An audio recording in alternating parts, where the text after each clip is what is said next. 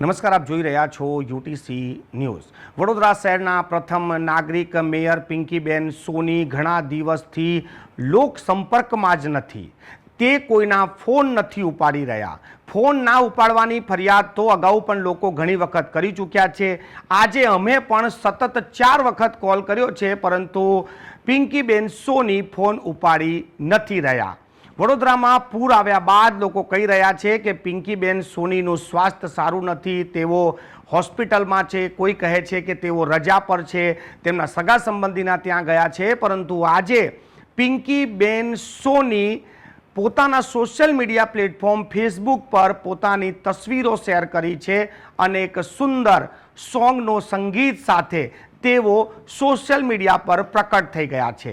Real લાઈફમાં ના જોઈ શકનાર મેયર રિયલ લાઈફમાં દેખાઈ રહ્યા છે। સોશિયલ મીડિયા પર પિંકીબેન સોની જે રીતે ઊભા છે, તેમની બોડી લેંગ્વેજ એ તંદુરસ્ત લાગી રહ્યા છે। સૌથી મોટી વાત કે પિંકીબેન સોનીના હાથમાં જ ફોન છે, તો પછી તેઓ ફોન કેમ નથી ઉપાડતા? આ માત્ર અમારી ફરિયાદ નથી। પિંકીબેન સોનીએ જે રીલ અપલોડ કરી છે તેના કોમેન્ટ બોક્સમાં પણ ઘણા લોકોએ આ જ સવાલ પૂછ્યા છે કે બેન, ફોન તો ઉપાડો। હવે પિંકીબેન સોની ફોન કેમ નથી ઉપાડતા? એ લોક સંપર્કમાં કેમ નથી? લોકોના જવાબ કેમ નથી આપતા? જો તેઓ બહાર જઈને કામગીરીનું નિરીક્ષણ કરી શકે છે અને તેમની પાસે રીલ મૂકવાનો સમય છે, તો પછી પિંકીબેન સોનીએ લોકોના જવાબ પણ ફોન ઉપાડીને આપવું જોઈએ। પિંકીબેન સોની વડોદરાના પ્રથમ નાગરિક છે, એટલે એ ખૂબ જ સન્માનનીય પદ પર છે। પરંતુ જ્યારે તેઓ ચૂંટાયા હતા ત્યારે તેઓ નગર સેવક હતા।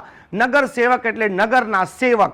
આ નગરના સેવક હાલ મેયર છે, એટલે અમે તેમને સન્માનપૂર્વક કહી રહ્યા છે કે જો તમે લોકોના જવાબ જ ના આપી શકતા હોય, ફોન જ ના ઉપાડી શકતા હોય, તો આ જે તમારી કાર્ય પદ્ધતિ છે તે કોઈને પણ પસંદ નહીં આવે। સામાજિક જીવનમાં કે પછી તમે જાહેર જીવનમાં જ્યારે હોય ત્યારે જનતા સર્વોપરી હોય છે અને એનો જવાબ તમારે ચોક્કસથી આપવો જોઈએ।